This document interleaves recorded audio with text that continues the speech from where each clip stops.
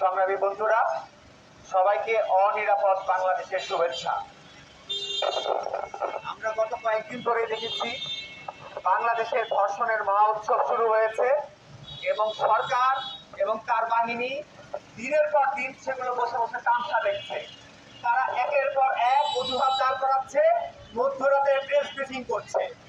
আমরা সরকারের কাছে জানতে চাই যে আপনারা ক্ষমতায় আসার পর নতুন বাংলাদেশে আপনারা পুলিশ বাহিনীর কি কি সংস্কার করেছেন, আইন শৃঙ্খলা রক্ষাকারী বাহিনীর কি কি সংস্কার করেছেন, ক্লাস 4 এর শিশু কেন ধর্ষিত হচ্ছে, বাবার কাছে কেন শিশু ধর্ষিত হচ্ছে, ফুলপুরাতে গিয়ে কেন শিশু ধর্ষিত হচ্ছে, গাছের মধ্যে নারী কেন ধর্ষিত হচ্ছে, রাস্তায় কেন নারী নিরাপদে চলাফেরা করতে পারছে না।